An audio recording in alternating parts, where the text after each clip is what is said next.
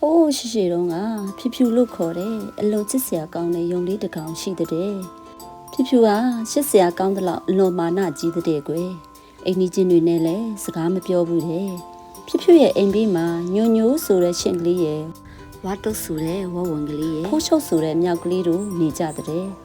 ညိုညိုနဲ့ဝါတုတ်နဲ့ဟာဖိုးချုပ်တို့ကတိတ်ပြီးချစ်ကြတဲ့တငယ်ချင်းတွေပေါ့သူတို့ဟာဖြူဖြူနဲ့လည်းတငယ်ချင်းဖြစ်ရှင်လို့ခေါ်ကြပေမဲ့ဖြူဖြူကပြန်မခေါ်ဘူးတဲ့ကွယ်ဒီလိုနဲ့လီတွေတိုက်ပြီးမိုးနေလာတဲ့ပြည်မှာဖြူဖြူရဲ့အိမ်လေးဟာပြိုသွားတဲ့ကွယ်ဖြူဖြူဟာသူ့အိမ်လေးပြိုသွားလို့မိုးရေထဲမှာဝန်းနေပြီးဝန်းနေနေတာပေါ့သူ့အိမ်ဘေးမှာရှိတယ်ညိုညိုဝါတုံနဲ့ဖိုးရှုပ်တို့ကိုလည်းတွားပြီးတော့အခုညီမတောင်းရဘူးဒါပေမဲ့မိုးရေထဲမှာဖြူဖြူငိုနေတာကိုညိုညိုကမြင်တဲ့အဲ့ဒီအချိန်မှာညညူဟာတငယ်ချင်းဖြစ်တဲ့ဝါတုံနဲ့ဖိုးရှုပ်တို့စီကိုတွားပြီးတော့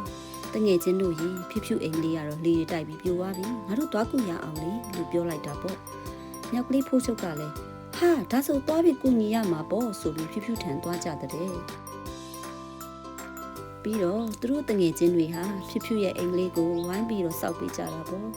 တငယ်ချင်းတွေအားလုံးဝိုင်းဆောက်ပေးလိုက်တော့ဖြူဖြူအိမ်လေးကပြန်ကောင်းသွားတာပေါ့နောက်ဆုံးတော့ဖြူဖြူလဲတငယ်ချင်းတွေကိုတောင်းမှန်มาတော့တောင်းမှန်တာပေါ့ကွယ်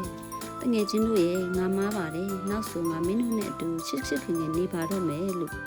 ပြောတဲ့ညညူတငယ်ချင်းတွေက